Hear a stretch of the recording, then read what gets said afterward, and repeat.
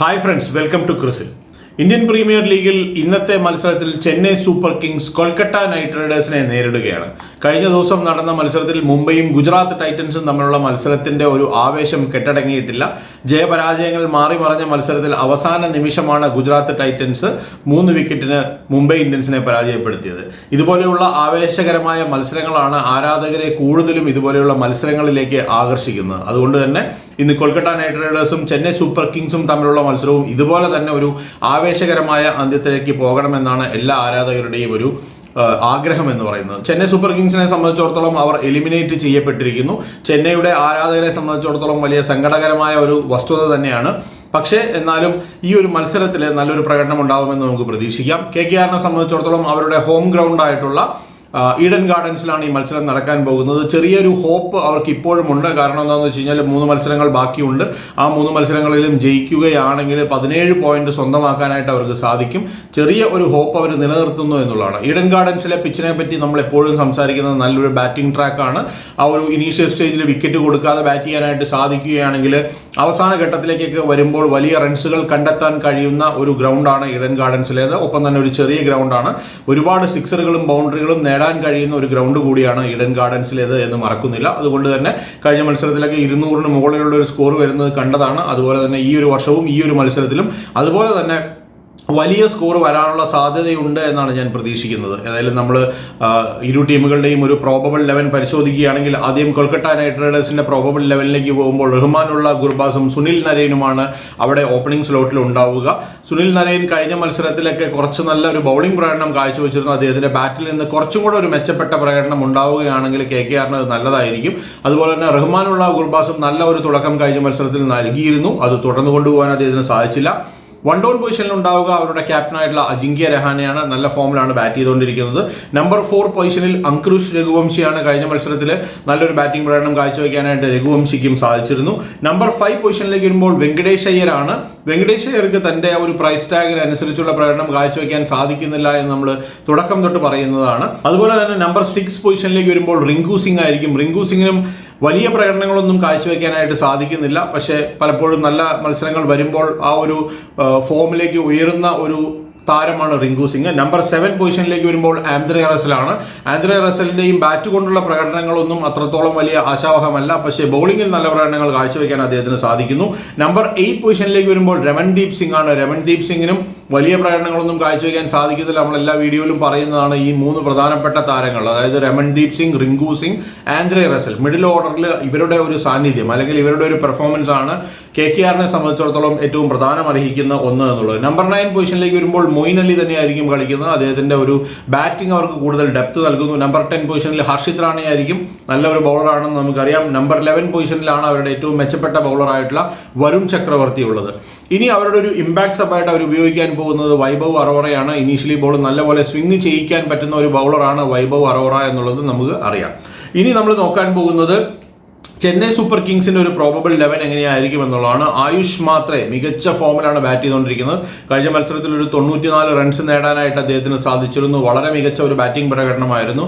ഒരു injury substitute ആയിട്ടാണ് അദ്ദേഹം ടീമിലേക്ക് വന്നത്. അദ്ദേഹം ആദ്യം ടീമിൽ ഉണ്ടായിരുന്നില്ല. അതിനുശേഷമാണ് അദ്ദേഹം ടീമിലേക്ക് വന്നത്. ഇപ്പോൾ ചെന്നൈ ബാറ്റിംഗിന്റെ ഒരു നെടുന്തൂണ് പോലെ ആദ്യ മത്സരത്തിൽ തന്നെ ഒരു 30 റൺസിൽ കൂടുതൽ നേടാൻ അദ്ദേഹത്തിന് സാധിച്ചിരുന്നു. ഇപ്പോൾ കഴിഞ്ഞ മത്സരത്തിൽ ആ ഒരു ഇന്നിങ്സ് നല്ലപോലെ ബിൽഡ് ചെയ്തുകൊണ്ട് പോയിട്ട് ഒരു 94 റൺസ് നേടാൻ സാധിച്ചതോടുകൂടി ചെന്നൈ ബാറ്റിംഗിന്റെ ഒരു നട്ടലായിട്ട് ആയുഷ് മാത്രമേ മാറുകയാണ്. വെറും 17 വയസ്സ് മാത്രമുള്ള ഒരു താരമാണ്. മുംബൈയിൽ നിന്നുള്ള താരമാണ്. അദ്ദേഹം നല്ല പ്രകടനങ്ങൾ ആവർത്തിക്കുമെന്ന് നമുക്ക് പ്രതീക്ഷിക്കാം. അദ്ദേഹത്തിലൂടെ ഓപ്പൺ ചെയ്യുന്നത് ഷെയ്ഖ് റഷീദാണ്. ഷെയ്ഖ് റഷീദിന് വലിയ പ്രകടനങ്ങൾ കാഴ്ചവെക്കാനായിട്ടൊന്നും സാധിച്ചിട്ടില്ല ഇതുവരെ. നമ്പർ 3 പൊസിഷനിലേക്ക് വരുമ്പോൾ സാം കറൻ കഴിഞ്ഞ മത്സരത്തിൽ റൺസ് നേടിയില്ലെങ്കിലും അതിനു മുമ്പത്തെ മത്സരത്തിൽ നല്ലൊരു ബാറ്റിംഗ് പ്രകടനം കാഴ്ചവെച്ചിരുന്നു. നമ്പർ 4 പൊസിഷനിൽ സൗത്ത് ആഫ്രിക്കയിൽ നിന്നുള്ള ഡിവാൾ ബ്രവിസ് ആണ്. ഡിവാൾ ബ്രവിസും ഇതുപോലെ തന്നെ ഒരു ഇഞ്ചറി സബ്സ്റ്റിറ്റ്യൂട്ട് ആയിട്ട് വന്നതാണ്. അദ്ദേഹം ഒരു ഇഞ്ചറിക്ക് പകരക്കാരനായിട്ട് വന്നിട്ട് ചെന്നൈക്ക് വേണ്ടിയിട്ട് നല്ല പ്രകടനങ്ങൾ കാഴ്ചവെക്കുന്നു. നമ്പർ 5 പൊസിഷനിലേക്ക് വരുമ്പോൾ രവീന്ദ്ര ജഡേജ കഴിഞ്ഞ മത്സരത്തിൽ ഒരു മികച്ച ബാറ്റിംഗ് പ്രകടനമാണ് കാഴ്ചവെച്ചത്. അതുപോലെ തന്നെ നമ്പർ 6 പൊസിഷനിലേക്ക് വരുമ്പോൾ ശിവം ദുബെ ആയിരിക്കും. ശിവം ദുബെയ്ക്കും ആ ഒരു വേണ്ടത്ര നല്ല മികച്ച പ്രകടനങ്ങൾ കാഴ്ചവെക്കാനായിട്ട് സാധിക്കുന്നില്ല. ഒരു പവർ പ്ലേ കഴിഞ്ഞതിന് ശേഷം സ്പിന്നർമാർ ഓപ്പറേറ്റ് ചെയ്യുന്ന സമയത്ത് സിക്സറുകളും ബൗണ്ടറികളും കണ്ടെത്താനായിട്ടാണ് അവർ ശിവം ദുബെ ഉപയോഗിക്കുന്നത്. പക്ഷെ അത് വേണ്ടത്ര രീതിയിൽ ഉപയോഗിക്കാൻ അദ്ദേഹത്തിന് സാധിക്കുന്നില്ല. നമ്പർ 7 പൊസിഷനിൽ ദീപക് ഹൂഡയാണ്. എഗെയിൻ 3 ഇന്ത്യൻ താരങ്ങളെ അവർ മാറി മാറി പരീക്ഷിച്ചിരുന്നു. അവർക്ക് ആർക്കും തന്നെ നല്ല പ്രകടനങ്ങൾ കാഴ്ചവെക്കാൻ സാധിച്ചില്ല. അതിലൊരാളാണ് ദീപക് ഹൂഡ.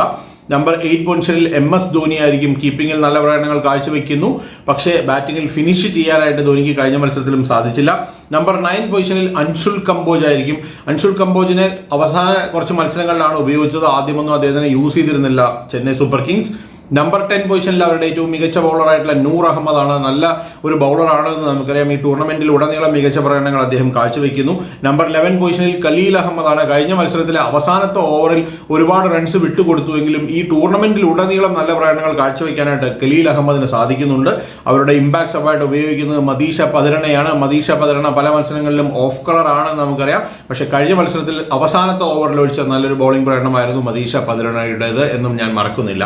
ഇനി ഇരു ടീമുകളുടെയും ഒരു ശക്തിയും ദൗർബല്യവും പരിശോധിക്കുകയാണെങ്കിൽ KKRനെ സംബന്ധിച്ചിടത്തോളം ഈ മത്സരം എന്തായാലും ജയിച്ചേ തീരൂ. കാരണം പോയിന്റ് ടേബിളിൽ മുകളിലേക്ക് വരണമെങ്കിൽ അല്ലെങ്കിൽ ഈ ഒരു പ്ലേ ഓഫിലേക്ക് യോഗ്യത നേടണമെങ്കിൽ ഈ മത്സരം അവർക്ക് ക്രൂഷ്യലാണ്. ജയിക്കുക എന്ന് മാത്രമാണ് ഉള്ളത്. ജയിച്ചാൽ മാത്രമാണ് ടൂർണമെന്റിൽ അവർക്ക് നിൽക്കാൻ സാധിക്കുക. ബാറ്റിംഗ് വേണ്ട വിധത്തിൽ ക്ലിക്ക് ആവുന്നില്ല എന്നുള്ളതാണ് അവരുടെ ഏറ്റവും വലിയൊരു പ്രശ്നം എന്ന് പറയുന്നത്. അതായത് കൃത്യമായിട്ടുള്ള നല്ല ബാറ്റർമാർ ടീമിലുണ്ടെങ്കിലും അവർക്കൊന്നും തന്നെ വലിയ പ്രകടനങ്ങൾ കാഴ്ചവെക്കാനായിട്ട് സാധിക്കുന്നില്ല എന്നുള്ള ഒരു പോസിറ്റീവ് എന്ന് പറയുന്ന അവരുടെ സ്പിൻ ഡിപ്പാർട്ട്മെന്റ്. അതായത് സ്പിന്നിലുള്ള 3 പേരും നല്ല പോലെ ബൗൾ ചെയ്യുന്നു എന്നുള്ളതാണ് ഏറ്റവും വലിയൊരു അഡ്വാൻറ്റേജ് ആയിട്ട് കാണുന്നത്. 3 ലോകോത്തര സ്പിന്നർമാരാണ്. വരുൺ ചക്രവർത്തിയും സുനിൽ നരേനും മൊയിൻ അലിയും എല്ലാവരും തന്നെ നല്ല രീതിയിലുള്ള ബൗളിംഗ് പ്രകടനം കാഴ്ചവെക്കുന്നു. ചെന്നൈ സൂപ്പർ കിങ്സിന്റെ ടീമിലേക്ക് വരുമ്പോൾ ആകെയുള്ള ഒരു പോസിറ്റീവായിട്ടുള്ള വശം പറയാനുള്ള അവരുടെ പുതുമുഖ താരങ്ങൾ നല്ല പ്രകടനങ്ങൾ കാഴ്ചവെക്കുന്നു എന്നുള്ളതാണ്. പുതുമുഖ താരങ്ങൾ എന്ന് പറയുന്നത് അതിൽ 2 പേര് ഞാൻ പറഞ്ഞതുപോലെ തന്നെ ഒരു ഇഞ്ചുറി സബ്സ്റ്റിറ്റ്യൂട്ട് ആയിട്ട് ടീമിലേക്ക് വന്നവരാണ്. ആയുഷ് മാത്രയും ഡിവാൾഡ് പ്രവിസും. അവരാണ് ഇപ്പോൾ ഏറ്റവും നല്ല രീതിയിൽ ഒരു ബാറ്റിംഗ് പ്രകടനം കാഴ്ചവെച്ചുകൊണ്ടിരിക്കുന്നത്. അതുപോലെ തന്നെ ഇനീഷ്യൽ സ്റ്റേജിൽ ഒന്നും തന്നെ അൻഷുൽ കംബോജിനെ അവർ ഉപയോഗിച്ചിരുന്നില്ല. അതും ഒരു വലിയ തെറ്റായ തീരുമാനമായിരുന്നു. ഇനീഷ്യൽ സ്റ്റേജിൽ തന്നെ നല്ല ഒരു ടീം കോമ്പിനേഷൻ സെറ്റ് ചെയ്തെടുക്കാനായിട്ട് CSKക്ക് സാധിച്ചിരുന്നില്ല എന്നുള്ളതാണ് അവരുടെ ഏറ്റവും വലിയൊരു പ്രശ്നമായിട്ട് ഞാൻ കാണുന്നത്. എപ്പോഴും ഒരു ടീം കോമ്പിനേഷൻ ഇനീഷ്യലി തന്നെ സെറ്റ് ആവുകയാണെങ്കിൽ പിന്നെ മത്സരത്തിൽ നല്ല പ്രകടനങ്ങൾ കാഴ്ചവെക്കാൻ സാധിക്കും. പക്ഷേ ഒരു ടൂർണമെന്റിന്റെ പകുതിക്ക് ശേഷമൊക്കെയാണ് ആ ഒരു ടീം കോമ്പിനേഷൻ സെറ്റ് ആവുന്നതെങ്കിൽ പിന്നീട് ആ ഒരു ടൂർണമെന്റിൽ നിലനിൽക്കുക എന്ന് പറയുന്നത് വളരെ ഡിഫിക്കൽട്ട് ആയിട്ടുള്ള കാര്യമാണ്. CSK സംബന്ധിച്ചിടത്തോളം 2 പ്രധാനപ്പെട്ട താരങ്ങൾ ഇപ്പോൾ റണ്ണ് കണ്ടെത്തിക്കൊണ്ടിരിക്കുന്ന താരങ്ങൾ 2 പേരും ഒരു ഇഞ്ചുറി സബ്സ്റ്റിറ്റ്യൂട്ട് ആയിട്ട് വന്ന താരങ്ങളാണ്. അപ്പോൾ പകുതിക്കാണ് ഒരു ടീമിലേക്ക് വന്നത് എന്നുള്ളതാണ്. ഇനി നമ്മുടെ ഒരു ഫാന്റസി പിക്ക് പരിശോധിക്കുകയാണെങ്കിൽ സുനിൽ നരേനെ ഞാൻ എടുക്കുകയാണ്. നല്ലൊരു ബാറ്റിംഗ് ട്രാക്ക് ആയതുകൊണ്ട് അദ്ദേഹത്തിന് കൊടുക്കുന്നു. അദ്ദേഹത്തിനെയാണ് വൈസ് ക്യാപ്റ്റനായിട്ട് വെച്ചിരിക്കുന്നത്. അജിങ്ക്യ രഹാനെയും ഉപയോഗിക്കുകയാണ്. കാരണം അജിങ്ക്യ രഹാനെ നല്ലൊരു ബാറ്ററാണ്. ഇതൊരു നല്ല ബാറ്റിംഗ് ട്രാക്ക് ആയിരിക്കും എന്നുള്ള പ്രതീക്ഷയിലാണ്. ആൻഡ്രെ റസൽ ബോൾ കൊണ്ടും ബാറ്റ് കൊണ്ടും നല്ല പ്രകടനങ്ങൾ ആവർത്തിക്കും എന്നുള്ള പ്രതീക്ഷയിൽ അദ്ദേഹത്തിനെ എടുക്കുകയാണ്. ഹർഷിത് റാണ മികച്ച രീതിയിൽ ബോൾ ചെയ്യും എന്ന് പ്രതീക്ഷിക്കുന്നു. അദ്ദേഹത്തിനെ എടുക്കുന്നു. വരുൺ ചക്രവർത്തിയെ നമുക്ക് എടുക്കാതിരിക്കാനായിട്ട് സാധിക്കില്ല. കാരണം വരുൺ ചക്രവർത്തി എല്ലാ മത്സരത്തിലും നല്ലപോലെ ബോൾ ചെയ്യാൻ സാധിക്കുന്നുണ്ട്. അതുപോലെ തന്നെ റഹ്മാനുള്ള ഗുർബാസിനെ ഒരു വിക്കറ്റ് കീപ്പറായിട്ട് എടുക്കുകയാണ്. അദ്ദേഹം ഇനീഷ്യൽ സ്റ്റേജിൽ നല്ല ബാറ്റിംഗ് ട്രാക്ക് ആയതുകൊണ്ട് നല്ല പ്രകടനങ്ങൾ ആവർത്തിക്കുമെന്ന് പ്രതീക്ഷിക്കാം. ഇനി ചെന്നൈയുടെ ടീമിലേക്ക് പോവുകയാണെങ്കിൽ ഞാൻ അവിടെ ആയുഷ് മാത്രമേ എടുക്കുകയാണ്. നല്ല ഒരു ബാറ്റിംഗ് പ്രകടനമാണ് കാഴ്ചവെച്ചുകൊണ്ടിരിക്കുന്നത്. ഇന്ത്യയുടെ ഒരു ഫ്യൂച്ചർ താരമാണ് എന്ന് പറയുന്ന അല്ലെങ്കിൽ അത് വിളിച്ചോതുന്ന ഒരു പ്രകടനമാണ് ആയുഷ് മാത്രയുടെ ഭാഗത്ത് നിന്ന് വരുന്നത്. ഡിവാൾഡ് പ്രവിസ് നല്ല ബാറ്റിംഗ് പ്രകടനം കാഴ്ചവെക്കുന്നതുകൊണ്ട് അദ്ദേഹത്തിനെ ഉൾപ്പെടുത്തുകയാണ്. രവീന്ദ്ര ജഡേജയെ ഉൾപ്പെടുത്തുന്നു. കഴിഞ്ഞ മത്സരത്തിൽ അതിന്റെ ബാറ്റിംഗ് എന്ന് പറയുന്നത് നല്ല ഒരു മികച്ച ഫോമിലാണ് ബാറ്റ് ചെയ്തുകൊണ്ടിരിക്കുന്നത്. അദ്ദേഹത്തിനെ തന്നെയാണ് ഈ ടീമിന്റെ ഒരു ക്യാപ്റ്റനായിട്ട് വെച്ചിരിക്കുന്നത്. അൻഷുൽ കംബോജിനെയും ഉൾപ്പെടുത്തുകയാണ്. നല്ല ഒരു ബൗളറാണ് അൻഷുൽ കംബോജ്. ഇനീഷ്യൽ സ്റ്റേജിൽ തന്നെ അദ്ദേഹത്തിന്റെ ടീമിൽ ഉൾപ്പെടുത്തണമായിരുന്നു എന്നുള്ളതാണ് എൻ്റെ അഭിപ്രായം എന്ന് പറയുന്നത്. നൂർ അഹമ്മദിനെ എന്തായാലും ഉൾപ്പെടുത്തണം. കാരണം ഈ ടൂർണമെന്റിലുടനീളം CSKക്ക് വേണ്ടി ഏറ്റവും മികച്ച പ്രകടനം കാഴ്ചവെച്ച ഒരു ബൗളറാണ് നൂർ അഹമ്മദ്. അപ്പോൾ ഇതാണ് നമ്മുടെ ഒരു ഫാന്റസി പിക്ക് എന്ന് പറയുന്നത്. ഞാൻ ആദ്യമേ തന്നെ പറഞ്ഞു, ചെന്നൈ സൂപ്പർ കിങ്സിനെ സംബന്ധിച്ചിടത്തോളം ഈ മത്സരത്തിൽ വലിയ ഇമ്പോർട്ടൻസ് ഒന്നുമില്ല. അവർ എലിമിനേറ്റ് ചെയ്യപ്പെട്ടിരിക്കുന്നു. അതുകൊണ്ട് തന്നെ അവർക്ക് ഈ മത്സരത്തിൽ ഒരു ഡു ഓർ ഡൈ സിറ്റുവേഷൻ ഒന്നുമല്ല. വളരെ ഫ്രീ ആയിട്ട് കളിക്കാനായിട്ട് സാധിക്കും. മറുഭാഗത്ത് KKRനെ സംബന്ധിച്ചിടത്തോളം അവർക്കൊരു ഡു ഓർ ഡൈ സിറ്റുവേഷനാണ്. ഇനി ഒരു മത്സരത്തിലെ തോൽവി അവർക്ക് താങ്ങാനാവില്ല. അതുകൊണ്ട് തന്നെ KKR എങ്ങനെയും ഈ ഒരു മത്സരം ജയിക്കുക എന്നുള്ള ഉദ്ദേശത്തോടു കൂടിയായിരിക്കും വരിക. ഏതായാലും നല്ല ഒരു മത്സരം വീണ്ടും കാണാനുള്ള അവസരം ആരാധകർക്ക് ഉണ്ടാകട്ടെ എന്ന് ആശംസിച്ചുകൊണ്ട് നിർത്തുകയാണ്. മറ്റു വീഡിയോയുമായിട്ട് നമുക്ക് വീണ്ടും കാണാം. ബൈ.